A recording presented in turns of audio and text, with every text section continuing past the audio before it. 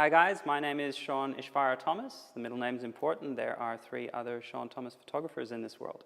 So I've been quite lucky for the last 2 weeks. I've been shooting on the new BenQ SW271, which is a 27-inch monitor. It's got 4K resolution. For me, a monitor really needs to be accurate. I need it to be infinitely reliable and accurate because this is what all my clients are seeing when they're on the shoot. So it's really important your monitor tells you an accurate, true story, consistent and reliable. So guys, 4K monitors, there's a lot of pixels, there's a lot of hype, there's a lot of talk about it. One of the great things I find is that I can push all my thumbnails over to one side and still have a great big picture. I can set up all my palettes and layers and everything in Photoshop all over the one side, and I've still got a great big picture. It's a wonderful way to work. When I'm in the studio shooting, I've got a shooting trolley on wheels. I'm tethered to my camera, so I'm constantly moving from one shot to another. I'll move the camera, the computer also moves, so the screen has to be quite flexible and adaptable. We've got some of the great features we've come to enjoy. We've got USB ports on the back. There's a card reader on the back. It's also got USB-C, the future connectivity for the Apple platform.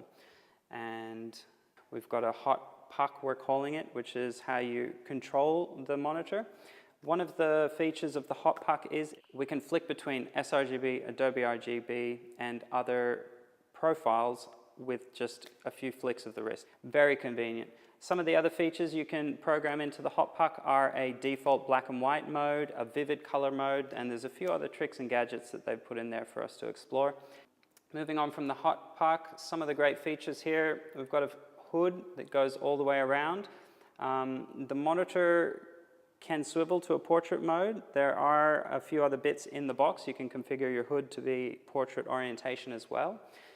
Inside the hood, there is a little window here, so you can drop your color calibrator in. That's fantastic. That's something really nice that they've thought about for us. Because if you want to calibrate your monitor, which I hope everybody's doing, you can just drop a cable straight through, place your spider on the screen. It's great. It's something that they intended for us to use. One thing I find really pleasant about this screen, my main monitor is an iMac Retina display. So having the 2 monitors up next to each other, it's 2 different experiences. Once calibrated, this monitor was really beautiful and soft on the eyes. True colors, accurate color range, dynamic range and everything, wonderful. Don't have to think about that. It's looked after by the technology baked into it.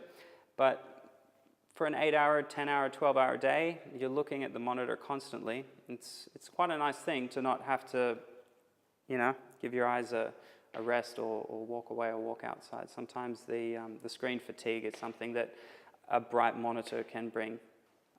So rounding it up, if I was looking for a second monitor to use as a second display, or if I was building my own system and photography was the reason for building the machine, I would definitely recommend checking out the SW271 by BenQ.